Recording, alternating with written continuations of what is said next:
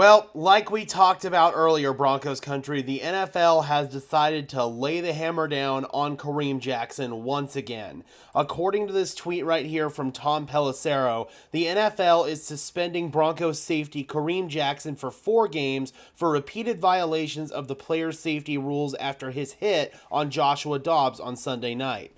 It's the second suspension this season for Jackson, and he already had a 4-game suspension that was reduced down to 2 games on appeal. You know that he's not going to get this one appealed. He's going to have to serve the full 4 games. I'm not going to lie, I'm kind of surprised that it's only 4 games and that he's not getting a big ban, much like Vontaze Burfict did, where he got a 12-game suspension that effectively ended his NFL career. Kareem Jackson at least has a chance to return this season after 4 games. So that would be the Cleveland game, the Houston game, the Chargers game, the Detroit game, and so I believe it would be the New England game after that. So, yeah, man, that just absolute blow there for Kareem Jackson's NFL career, but for the Denver Broncos, it's kind of a blessing in disguise because that opens up the opportunity for PJ Locke to secure the job full-time once he does indeed return from his ankle injury. I'm hoping that that is sooner rather than later. The team is very tight-lipped about injuries, so we don't know exactly what the timeline is going to be for PJ Locke. In the meantime, the Denver Broncos may have to look to add a more competent safety in free agency, or they may have to see what JL Skinner can do, because we all know that Delarian Turner-Yell is not going to be able to hold down the fort. Kareem Jackson, in my opinion, did not even play that well last night. We desperately need PJ Locke back. Just to come back over here and review the hit here on Kareem Jackson, Joshua Dobbs had taken the ball on a little pitch. They had motioned TJ Hawkinson, the tight end, under center, and Dobbs was trying to get out to the perimeter to get the first down here. And this was the play that Kareem Jackson lowers his helmet forcibly right there. You could see that he's obviously in the position to lower his helmet, and it doesn't matter that he makes contact to the chin area and the breastplate area here. What matters is he lowers his helmet. And at the end of the day, these rules are in place to protect the player.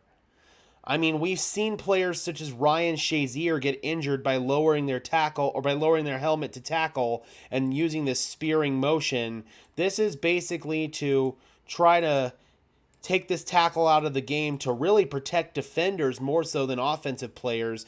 I know almost every offensive player would say they'd rather get hit high than get hit low in the knee area and potentially risk a serious injury that could derail their entire career. But for defensive players, this particular tackle is a dangerous position. You could compress your spinal cord and you could cause very serious injuries a la Ryan Shazier. That is why the NFL is trying to remove this from the game. And at the end of the day, man, Kareem Jackson has been heavily on the radar for these flagrant hits. Some of them have been warranted, some of them not so much. Some of them have been kind of ticky-tack. But in my opinion, this is just the direction the NFL is going right now. Kareem Jackson is a player who's playing beyond his years, unfortunately, and this is probably going to be K-Jack's last year in the NFL anyway, and to have him go out like this really does suck. So when he does indeed return, I'm curious to see what role he even has on this defense. Hopefully by then,